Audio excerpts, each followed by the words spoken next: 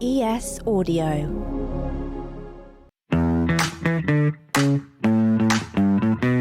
The Evening Standard Rugby Podcast with Lawrence Dallaglio. What a weekend of Premiership rugby with the end of the season in sight. It was all to play for this weekend with several teams still chasing a place in the top four.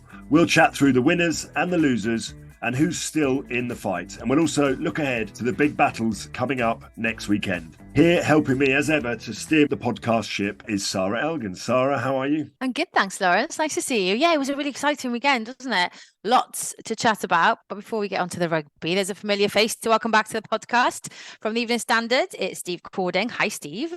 Hi, Sarra. Hi, Lawrence. How are you both? Yeah, we're really good. We haven't seen you for a while. You've had a few weeks off. What have you been doing? A couple of weeks for Easter, a few days down in Devon to see my folks, and then managed to have a date night with my wife at the weekend, which is really nice. I did see on Instagram, down in the tequilas. She does love an Instagram, I have to say that. She also loves a tequila as well, but it was a lovely little place called The Hideaway in Surbiton Marina, so that was really, really nice to go there. And I actually managed to teach my 3-year-old how to ride a bike as well. Do you remember those days? I thought you were going to say teach my 3-year-old how to drink tequila. I was like, don't go there, Steve. That's not to ride a bike. Oh, that's a big moment, isn't it? Yeah. I remember those days. Can you teach Sarra how to drink tequila as well, please? Lawrence Dallaglio, tequilas I can do. I can't do much, but tequilas I can do. I'm just not as good as you at them. Can you ride a bike, Sarra? I can ride a bike, Steve. Thank you. Whilst drinking a tequila. Come on this podcast for a boost, by the way. Come on in to talk rugby. Let's move it forward. Lawrence, what have you been up to? Well, I was working on Friday night, as you know, down in Bristol at Ashton Gate for the Sale match. And then I stayed the night down there. I didn't go out on the town because my son wasn't there. He was back at home. But I did go back and actually I watched football on Saturday, which was a big mistake. I went to Stamford Bridge as a Chelsea fan and watched us get beaten by Brighton. And my son was obviously a bit, Enzo, he's a bit upset. Is he a Chelsea fan as well? Yeah. He is. They're in a bit of a dip at the moment, to say the least. And all he's ever known, because he's 21, is basically Chelsea winning trophies. And I said to him, listen, don't worry. I said, success for me when I was growing up was getting out of the stadium alive. Okay. So the fact it's a very... You don't know how good you've had it. You don't know how good you've had it. Yeah. Thank God for the rave scene in the late 80s. That's all I can say. Football hooliganism went away, and it's actually quite nice to go to a football match, but you can't always win, and that's the same with some of our rugby teams this weekend. You can't always win. Yeah, we've got a Man U and a Leeds supporter in our house. So our son supports Man U, and then my husband supports Leeds. Oh, so, that sounds like a boxing match in itself, doesn't it? I know. It is interesting when they play against each other. They sit you on the sofa in the jerseys. It's quite amusing. Okay, yeah, let's carry on then, shall we, and talk about rugby. Our guest this week is a young man who's certainly enjoying life at the moment. Since joining London Irish in 2021, he's been making a massive impact on the game for the Exiles. It's Tom Pearson. Hey Tom, how are you? I'm very well, thank you. Sorry. Good. London Irish haven't played, have you, for best part of 3 weekends now? Have you been allowed any time off, or has Les Kiss and Declan Kidney been keeping you all on a tight leash? No, we have had a few days off last week, so it was nice. Yeah, 3 weeks without a game is, you don't get that very often. So, managed to get away to Barcelona for a little bit, which was. Oh, did you? Because a lot of players have gone to Dubai, haven't they? That's usually where, if you get some time off, you go this time of year. Barcelona sounds nice, though. Very nice. Quite a nice mix, a little bit of culture as well as nice coast and stuff. So, it's a real mix. Yeah, it's nice. Good. Tom, you've been with Irish for less than 2 years, I think, and you didn't take the sort of traditional route. In other words, you didn't come through the academy. You quite sensibly, I would say, decided to finish. Where were you at university, by the way? I was at Cardiff Met. Okay, so you decided to finish uni and then join Irish. You had a couple of offers, obviously, from other clubs. What was it about London Irish that made you go, yeah, I quite fancy going there, rather than maybe some of the other Premiership clubs? To be honest, at that point, it was only between Cardiff Ospreys, and being in Welsh, there's a strong Welsh connection there. I'm not actually Welsh qualified at all, which definitely had some say in the situation. Thank God for that, by the way. I mean, sorry. But I'm from Hereford, which is, as you know, just across the border. So it's not too far away, stone's throw distance. But they didn't offer you a Masters so you could get qualified for Wales, did they? I think, no, I didn't fancy the Masters option. I thought, I'll do my 3 years. And then, I think West London was a good option at that stage. What is it about Cardiff Met, though, Tom? Because there's so many good rugby players have come out of that college, and you kind of all have come out, in the last 5-6 years. What is it that's so good about the setup? Friday and Saturday night, isn't it? Well, there is Wednesday. No, it's I think just the comprehensive rugby program they run is second to none, to be honest, as well as the Bucks League in general. I think probably doesn't get quite as much, but it's starting to get a little bit more, starting to come into the thing a little bit now in terms of guys coming in to find players from that route. It's also quite a cheap option for clubs, but the Cardiff Met itself is a great place to be. The sort of high level S&C, which for a lot of boys is exactly what they need, as well as playing lots of rugby. So there's a team in the Saturday in the men's league, some traditional teams like Pontypool, Bargoed, those kind of guys, Cross Keys, they're all in there. They're tough matches, I bet. They can be, especially if you're English. Yeah, if you're an 18-year-old English schoolboy going to Pandy Park, as the first Saturdays is you kind of got to front up a little bit, and if not, they will get the better of you. So that, as well as the S&C, playing the Bucks on a Wednesday, which is very good level. I know there's a lot of academy guys that now kind of play on loan in that league as well. So it's definitely up and coming. We had Alex Dombrandt on the show earlier in the season, and he obviously spoke about how it helped him to develop and grow as a player playing against men at an earlier age. Do you think that benefited you as well, having been on that experience? 100%. I was actually playing second row at the time because I was probably one of the taller guys. And I think playing in that type 5 at that age, against men was, really built those kind of core skills that you do need. Definitely became more physical as a result. And when you would come up against students on a Wednesday, it wasn't a breeze, but it was a lot easier to kind of compete and be physical then. I made my debut for Wasps against Neath at their stadium. The Knoll. Yeah. The Knoll, yeah. It was on a Friday night before England played Wales. The next day, Wales played England. And I was a young man in the dressing room, and there's noises I heard from the home dressing room. I've never heard anything like it ever again. Really, it finished 10-9 to us. Classic, man. I touched the ball twice, and that was by mistake. I grew up at the Knoll. It's a great place to play. It's fantastic. Obviously, it was fantastic. But I mean, I was only little. I just remember the newsagent across the road where I used to go for a 10p mix before watching my dad play. Class.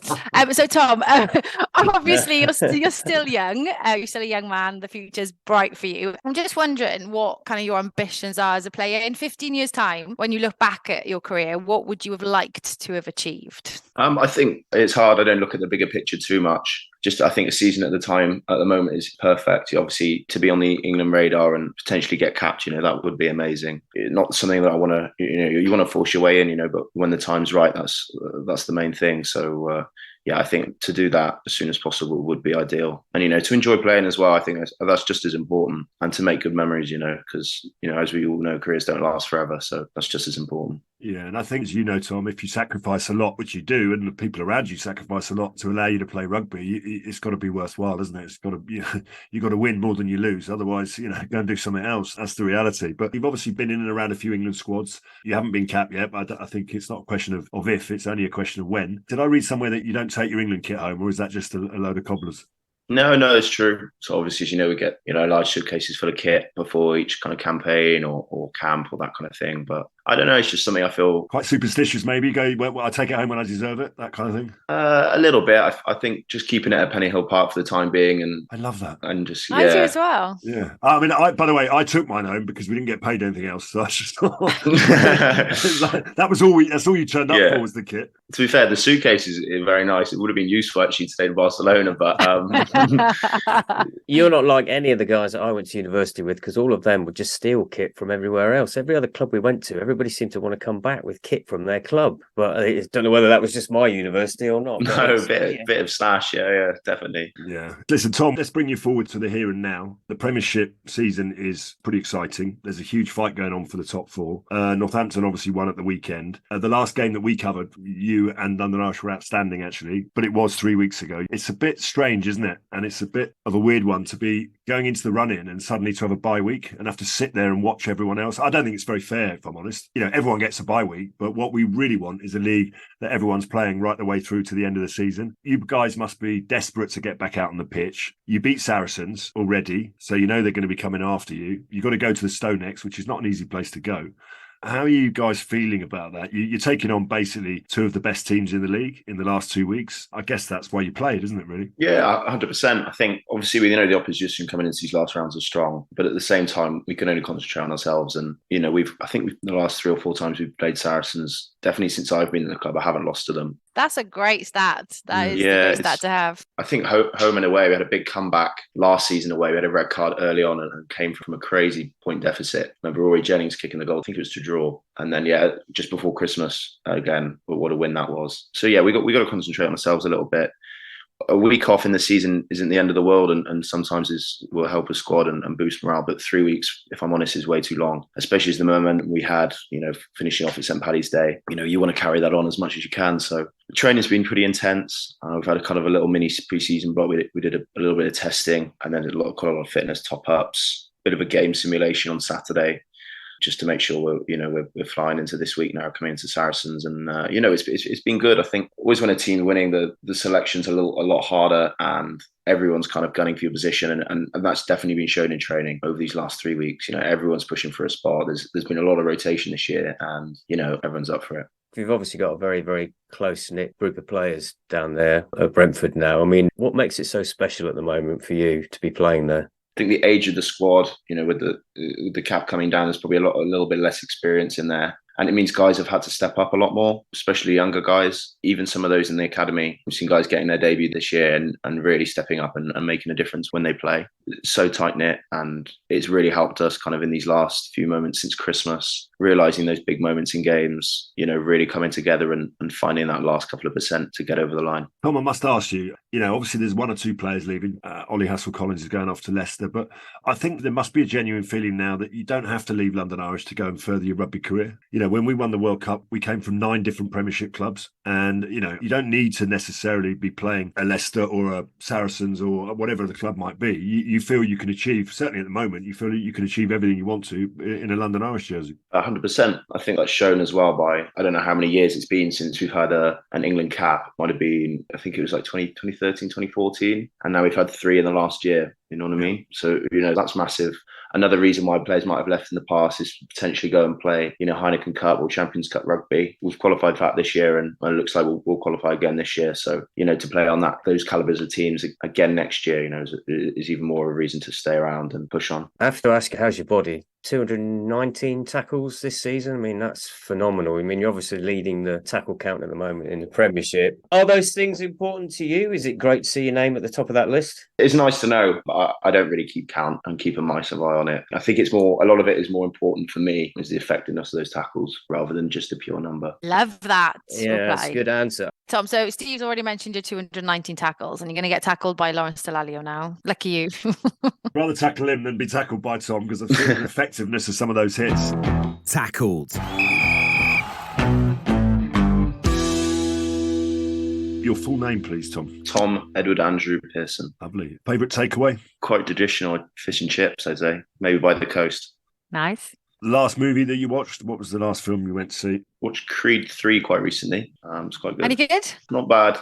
Probably prefer the first one if I'm honest, but no, it's still good. Do you have a nickname? TP, so I go by now. And in a couple of sentences, what's the best advice that you've been given? I think part of it was when I went on a trial period at Cardiff Blues when I was still at uni. It was my Sensei coach actually at uni. He said, just don't turn up with your cap in your hand kind of thing. He said, when you go, just really go there to know you're meant to be there and to try and make a difference. So that really stuck with me actually and helped me while I was there and then turning up at Irish as well. Fantastic. And I know you're a young man still, but who's the most famous person in your contact book? Probably Augustin Creevy, to be honest. I think Argentinian royalty. Him and Maradona, I think, are the main guys over there. He's a great guy, isn't he? What a great man he is. And when you finally get capped for England, which I believe you will, what karaoke song do you sing at the front of the bus? This is the most important question, Tom, so think very carefully about it. I go Paul and the Teeny, Last Request, I think. Oh, strong.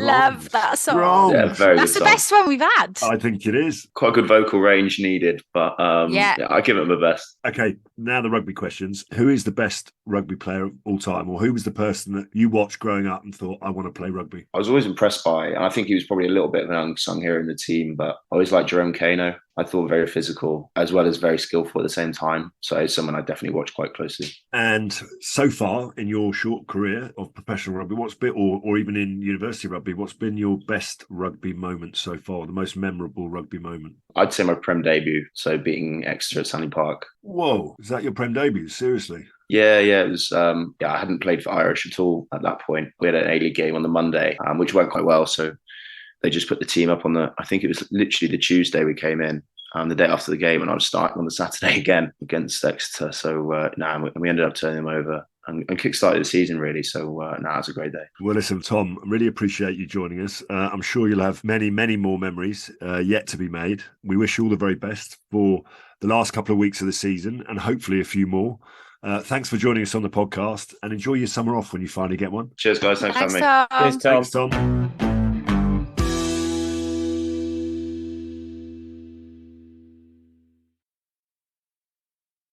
Okay, so let's get into the rugby then, shall we? Sale Sharks, sort of Bristol Bears, and they dominated them physically, didn't they? Lawrence and I were down at Ashton Gate on Friday night.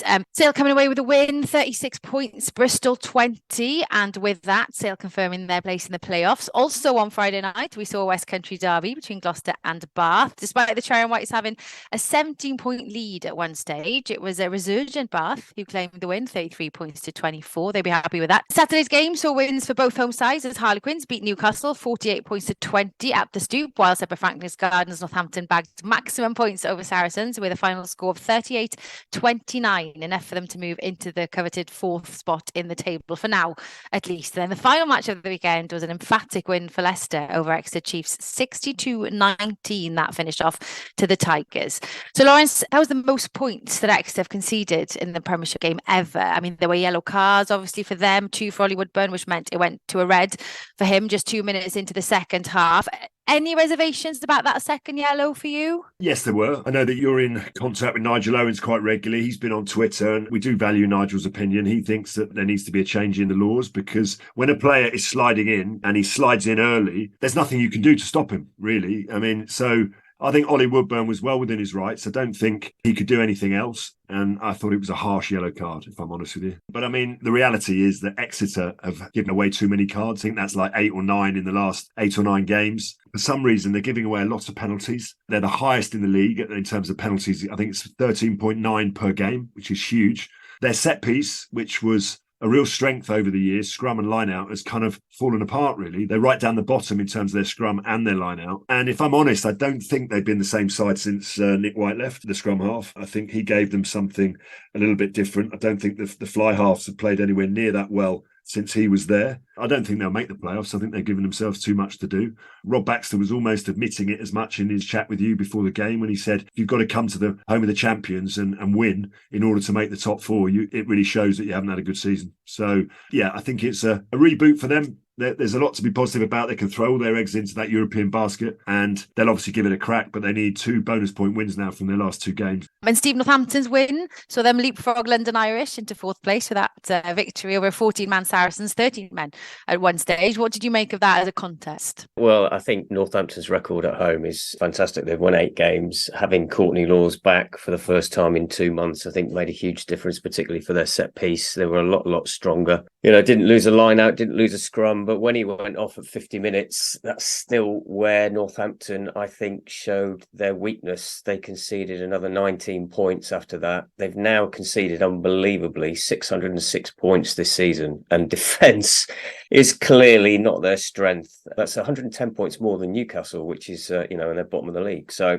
I don't think we'll be seeing. Look at you two with your stats this week. You've both swallowed a stats pack. I think it's interesting. It's really hard for you, Sarra, because you interview these guys week in, week out. So take someone. I thought you were going to say that it's really hard for you, Sarra, because you can't do maths. Well, that as well. But I mean, but when you, you know how much a curry and a bag of chips are. That's for sure. When you interview someone like Phil Dowson, 1 week he's like on top of the world because Northampton, they either play very, very well or really, really badly, or they're just absent without leave. Do you know what I mean? They are very good when they attack well, and you just look at them and think they're the best, one of the most attractive sides in the Premiership. And then, as Sean Edwards said, defence isn't that thing that goes around the garden. You need to actually tackle. and they have the worst defence in the league by some distance. And it must be really frustrating. They actually played really well for about 20 minutes in that game. Alex Mitchell, I think, is a superb player. And you look at the ball carriers that they've got, Augustus, Courtney Laws, Dave Ribbons, and Lewis Ludlam. They have got some firepower there. But unfortunately for Northampton, in most of the games, only 2 of those 4 players are playing. And without the other 2, they just lack the power to really, punch holes in the opposition. They've got all the talent behind the scrum that you could wish for in any side. And I think they're one of the prettiest sides to watch. But rugby's not always a pretty game, is it?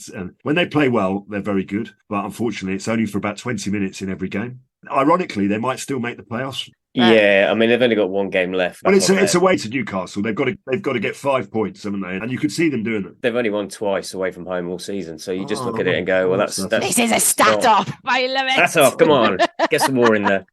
I can see you both like kissing your biceps as you spout out another stat. Okay, Lawrence, you and I were down in Bristol, as we've mentioned. Sale confirmed their place in the playoffs. Amazingly, for only the 4th time in history. The Curry brothers, they put on a really impressive display, winning joint players of the match in a bit of a first. Austin called it. He likes to be different. And George Ford, he made his presence felt too, didn't he?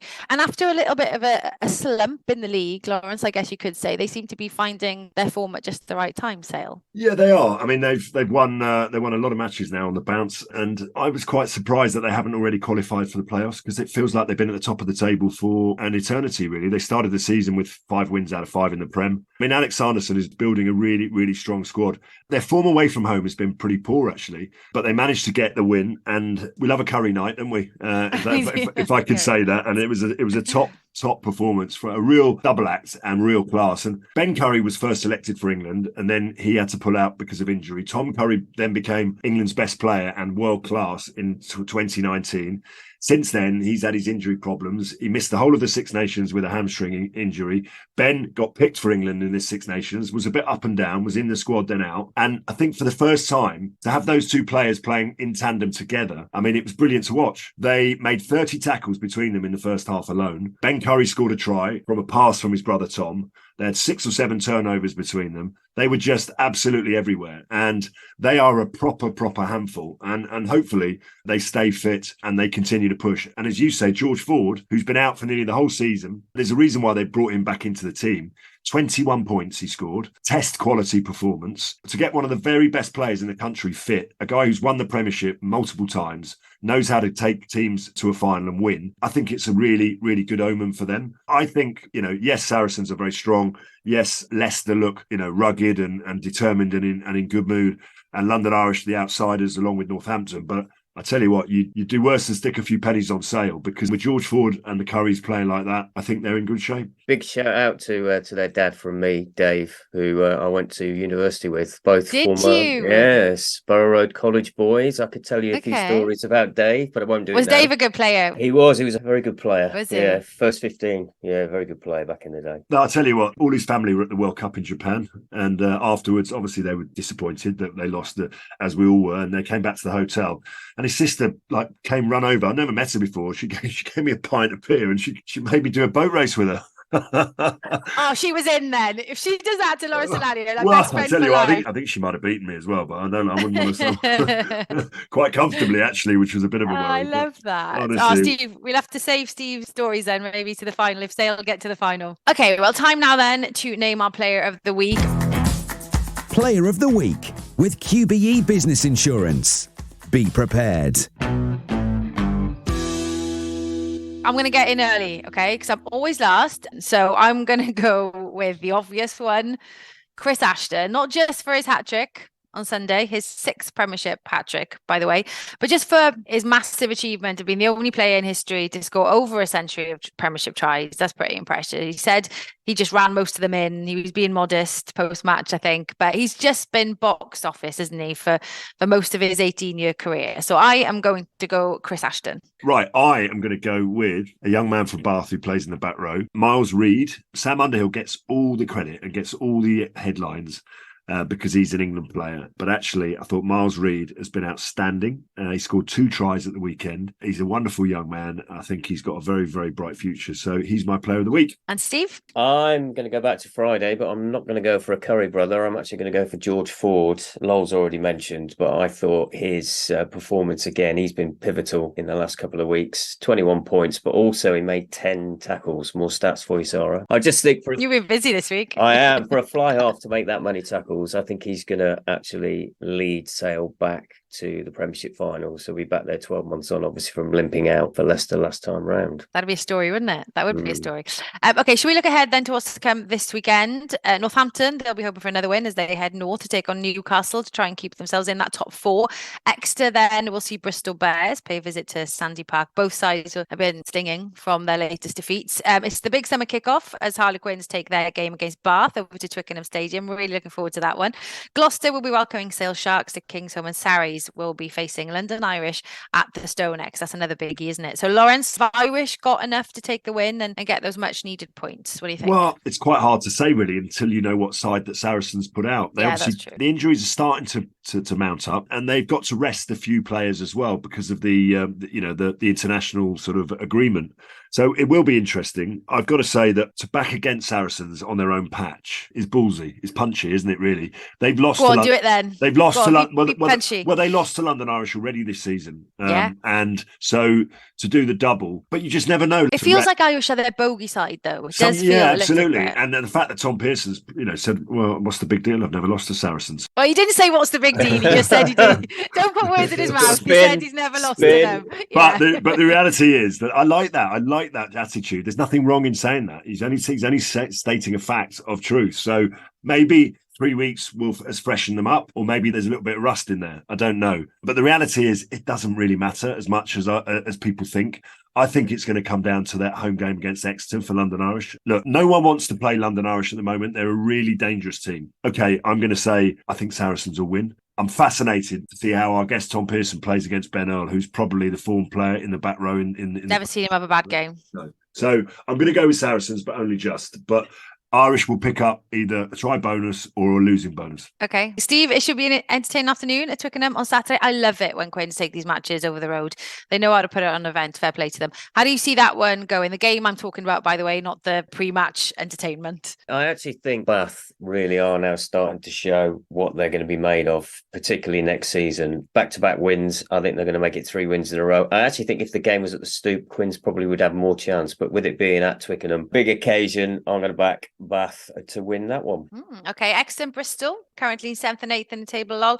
Both teams, I mean, they're out of the top 4, though mathematically Exeter not completely out of it, but I think it would probably take a miracle, wouldn't it, for them to get there now. So how will both those teams be approaching this game? I mean, Chiefs, as you've mentioned already, they're bound to have one eye on La Rochelle. Yeah, they are, but equally what they'll want is a big performance going into that European Cup semi-final. You can't suddenly go from 62 points leaking to winning a European semi-final. No. I don't know how that happens, so there needs to be... But it does happen, doesn't it? I know it does, yes, but there needs to be a massive shift in mindset. Yeah. So, and Bristol at the moment, I don't know the season can't end quick enough for them. They need to sell the £2.5 million players that they've got, 2 players, £2.5 million, and actually bring in some beef, because you don't win the game without beef, without a proper, strong, hard pack of forwards. You can have Randrandra and Piatau, who are amazing players, but I think there's an issue there. £2.5 million going to 2 players, I think culturally changes the balance of power.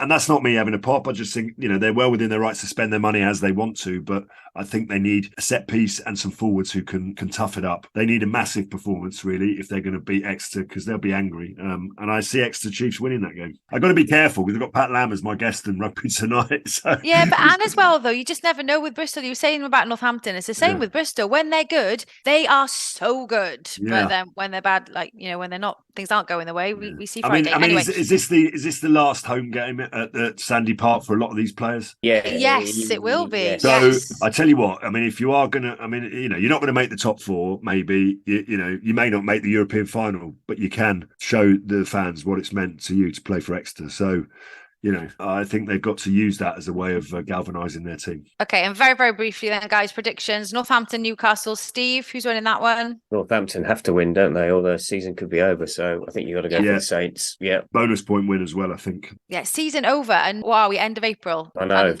no more games. And Gloucester Sale, lol? Well, I mean, I would say Gloucester, but I think Sale are in great nick at the moment. I think they can. I think Sale will win that. I do. I think they're in superb nick, and I think it's George Skivington's got his work cut out to win that one. Okay, so we shall be one step closer to knowing what the final table looks like after the weekend. It's exciting, isn't it? And we'll bring you all the latest in next week's pod, of course. I shall look forward to that. Sarah, thank you as ever for joining me. And Steve, my thanks to you too, of course. Big thank you to our special guest this week, Tom Pearson. I can highly recommend a trip to the GTEC Stadium to see London Irish in action. So do check out tickets for their end of season match at home against Exeter on the 6th of May. All details for that are on their website, london-irish.com. We'll be back next week, but until then, thanks for listening and goodbye. The Evening Standard Rugby Podcast with Lawrence Dallaglio.